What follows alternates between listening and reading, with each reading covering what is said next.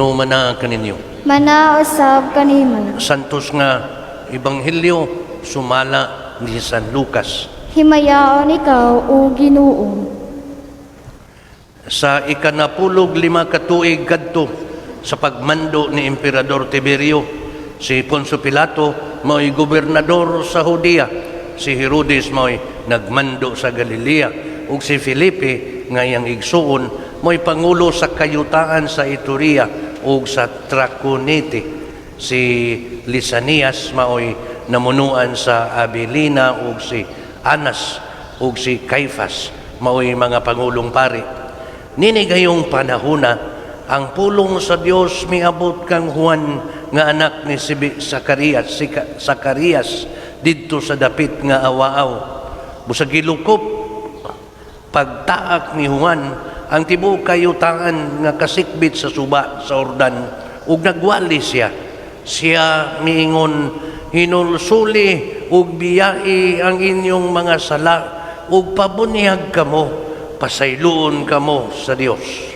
Sumala sa nasulat ni Propeta Isaias sa iyang basahon, may nagsinggit dito sa kamingawan, andaman ninyo ang dalan na lang sa Ginoo, awanin ninyo ang iyang agian, abunuhi ninyo ang tanang libaong, pataga ang tanang bungtod sa bukid, tulira ang mga nagliko-likong dalan, hapsaya ang mga gansal-gansalong dalan, ug makita sa tanang tao ang kaluwasan gikan sa Dios. Ang Ebanghelyo sa Ginoo. Daygon ikaw o Kristo. Mayong buntag ninyong tanan. Hangin-hangin, kaganihang kadlawon, ang hangin gikan diri. Mo ba nay amihan bro? Amihan. Tungod sa hangin, tugnaw labi na ganihang buntag.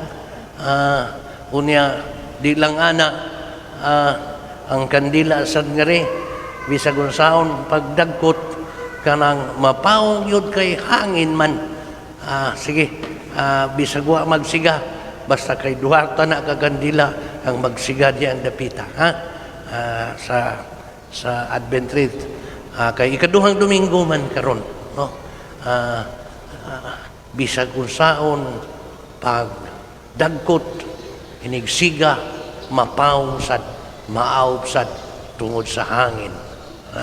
Usahay nakaingon ko laugawa, usahay ang atong buhat na maayo, ang atong pagpaningkamot usahay maaob sad sa daghang mga paghaguros sa hangin, no? Usahay mapawong sad parihag kandila. Pero nindot sukad kaganihang buntag hatod karon atong ilhon paganindot sa paningkamot sa kadaghanan. Akong namatikdan karong Domingo sukad kaganiha, dili lang ubay-ubay ang gibunyagan. Karon human sa misa kamot 15 ingon tong opisina, lapaw na sa 15, atong gilimit-limita naman unta sa 12, milapas na nabot nag 15, ambot og napabay pakapin. Hasta alas 10 mausap at tungod maka nila sa mga daghang magpabunyag, daghan sad ang gidapit para pagtambong sa bunyag maong nadaghan ta. Daghan lang yun ang misanong, ang naningkamot nga magkatigom kita. Atong ilhon kini na dili lang mahayo unta nga di lang kutob nga muila kita nga sa atong pagsimba madomingo, obligasyon atong dumdumon matag Domingo. Labaw pa ana nindot sab unta atong idugang nga makitaan sa matag usa ang kaanindot sa paningkamot nga ikaw mihatag, nagbagihatagon ikaw, yung na ka-generous sa imong panahon, sa imong paningkamot, nga makaari ikaw aron muhatag sa imong presensya sa kasaulugan sa pagtuo sa kadaghanan sa simbahan kaning Domingo or matag Domingo. Ha? Atong ilhon nga ikaw sa imong pag-anhi, imo biyan ang gibudlayan, imo biyang gikugihan, no? Labi nag-uwan nun, sus, bisag nanganda ka pag-uwan, mingon ka, ay, unya na lang, ini ka unya, wa man gihapon mawa ang uwan, ay, sunod na lang, na, bisan matud pa, nakailis na, pero dili sa tiyaw, atong ilhon, atong litukon, atong maamguhan, unya, malipay sa unta, nga nakabuhat kita.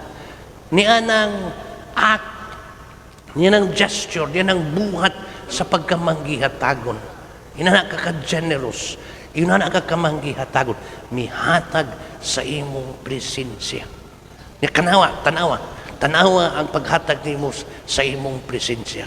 Por lo menos, tanawa ikaw. Bunyagan imong anak na, tanawa.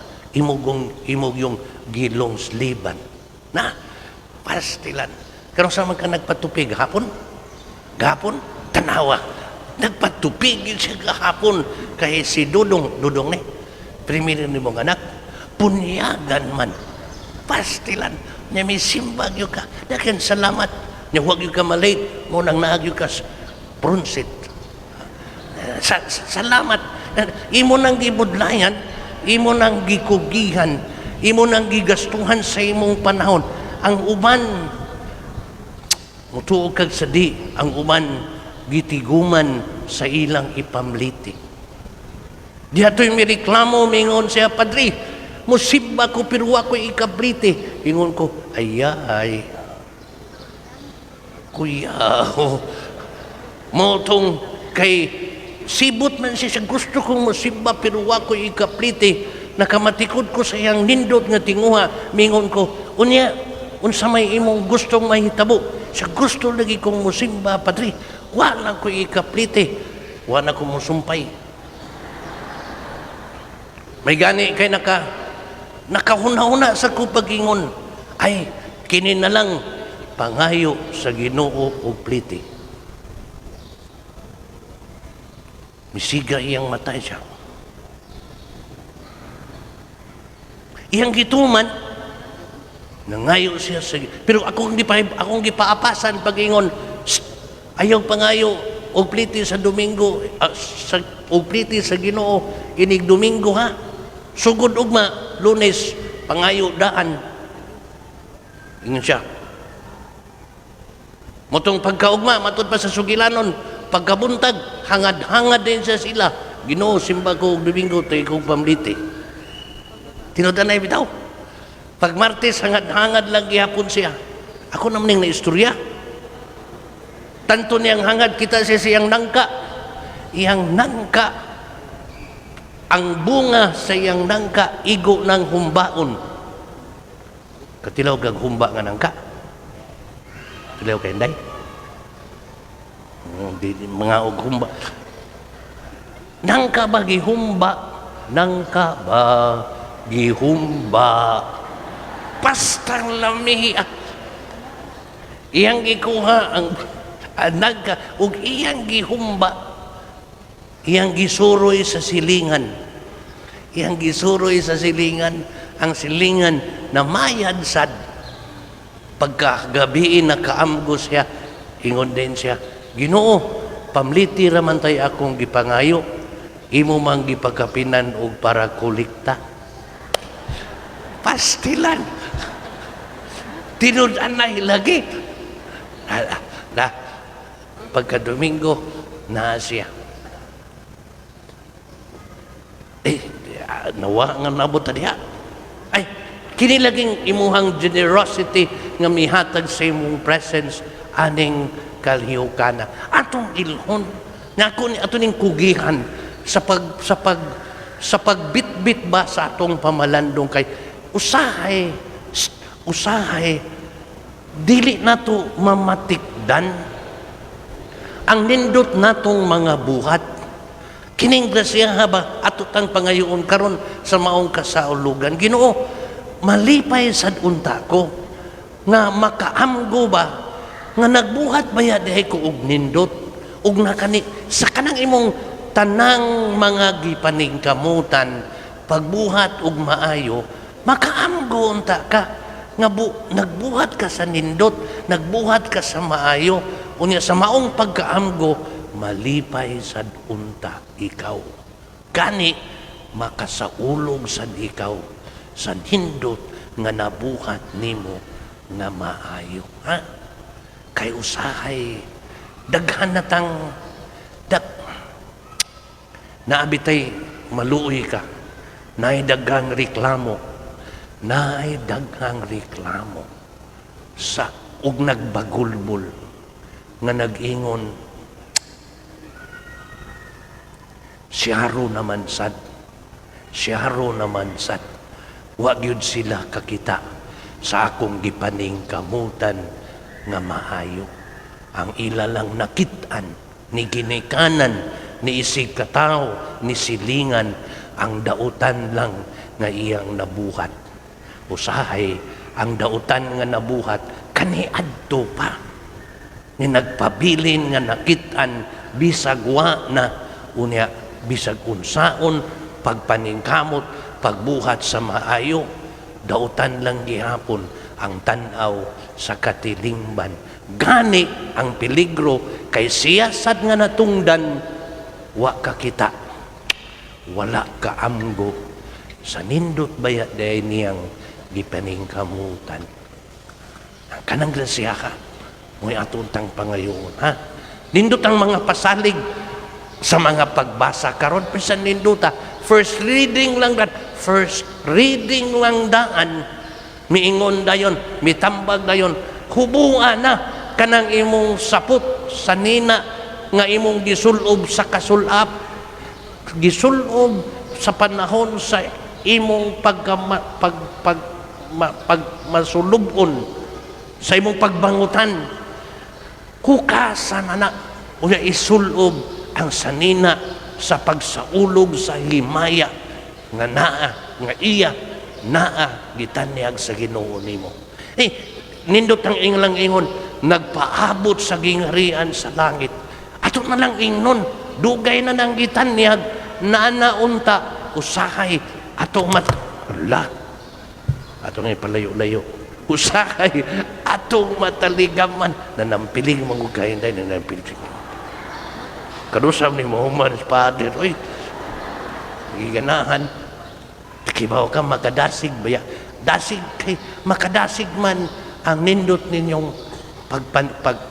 kung ato lang makitaan, niya ato lang utang pangayoon ka ng malipay kita nga makakita sa gipaningkamutan, dili lang sa uban sa imong isigataw, ikaw sad sa imong gipaningkamutan inday nga nindot malipay unta ta, ha?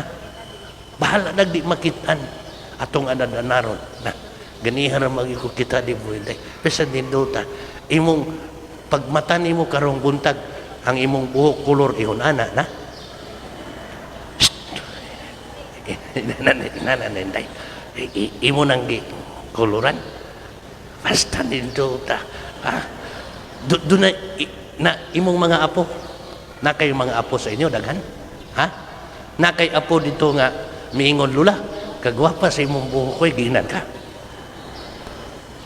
Wa kalawgaw kasayang bawo kag mahal ra barong patina ni wa gyud nakamatikod.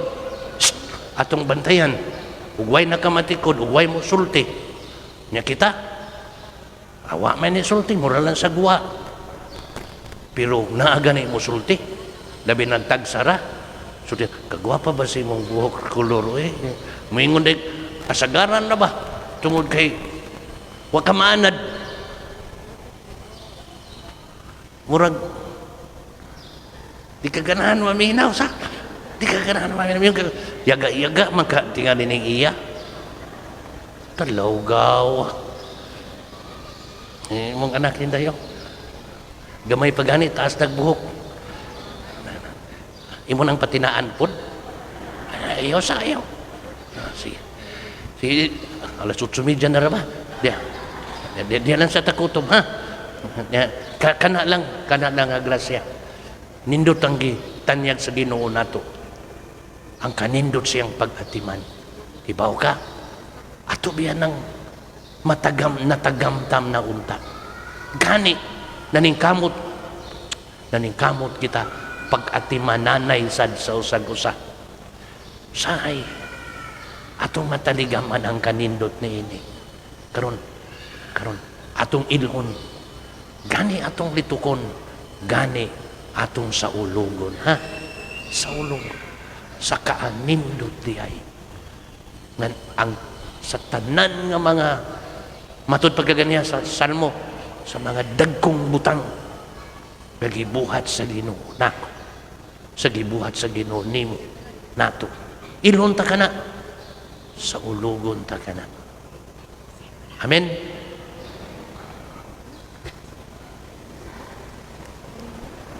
Nagatuo kami sa usa ka Dios, Amahan makagagahom sa tanan, magbubuhat sa langit ug sa yuta, ug sa tanang makita ug dili makita.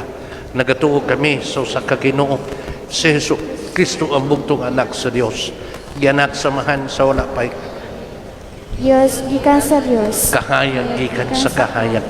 Matuod nga Dios gikan sa Dios nga matuod. Gianak dili binuhat usag kinaiya samahan. Pinagi kaniya nangahimo ang tanan. Tungod ka natong mga tao, ugalang sa atong kaluwasan. Ikanaog siya gikan sa langit, sa lalang sa Espiritu Santo. Nahimo siya nga may lawas. Gikan ni Maria nga ulay, ug nahimong tao. Tungod ka nato, gilansang siya sa krus, sa sugo ni Poncio Pilato. Naganto siya, namatay, gidugong, sa katulong adlaw na banhaw siya. Aron matuman ang kasulatan. Misaka siya sa langit, nagalingkod sa tuos samahan. Ubalik siya nga mahimayaon, aron paghukom sa mga buhi ug sa mga minatay. Ug ang iyang gingharian walay katapusan. Nagatuo kami sa Espiritu Santo, ang Ginoo nga magahatag sa kinabuhi.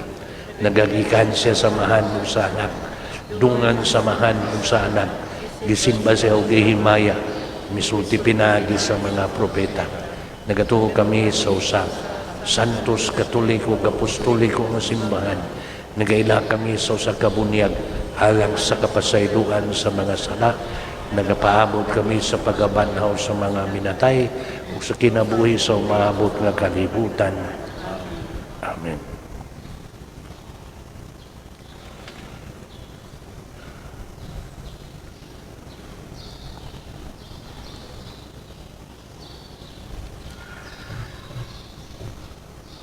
Masaligon kitang mag-ampo alang sa mga panginahanglan sa tanang mga anak sa Dios diya sa pagingon. Dios sa kaluwasan, patalingugi kami. Dios sa kaluwasan, patalingugi kami. Nga ang simbahang Katoliko magmaputli ug mawalay buling diha sa tanan niyang mga sakop. Magampo kita sa Ginoo. Dios sa kaluwasan, patalingugi kami. Nga sila nga numunuan sa atong nasod, kanunay mo patuman sa mga balood nun, nga makaayo alang sa tanang katawhan, magampo kita sa Ginoo. Dios sa kaluwasan, patalingugi kami. Nga alang ni adtong nag-antos sa nagkalain-laing matang sa sakit, nga makabato na sila og hingpit nga kaayuhan ug kahupayan diha ni Kristo. Magampo kita sa Ginoo. Dios sa kaluwasan, patalingugi kami. Nga ang mga nag-alagad sa mga masakiton ug ubang hutong sa katilingban, makabaton kanunay og grasya sa paglahutay ug nga mapanalipdan sila. Magampo kita sa Ginoo. Dios sa kaluwasan, patalingugi kami. Nga sa atong pagsaulog sa 500 years of Christianity, magmalampuson unta ang tanan nga kalihukan. Ilabi na sa mga parokya ug atong mapalawman ang atong pagtuo ug paglaom isip mga binunyagan. Magampo kita sa Ginoo. Dios sa kaluwasan, patalingugi kami. nga ang sulugoon sa Dios, Teofilo Kamumot Obispo, Joel Chevalier Pare, mabayaw na sa kanungganan sa altar, magampo kita sa Ginoo. Diyos sa kaluwasan, patalihugi kami. Nga ang walay katapusang kahayag sa kaluwasan, magdanaag kanila nga nangamatay na, magampo kita sa Ginoo. Diyos sa kaluwasan, patalihugi kami. Kini among gipangayo, pinagi ni Kristo among Ginoo. Amen.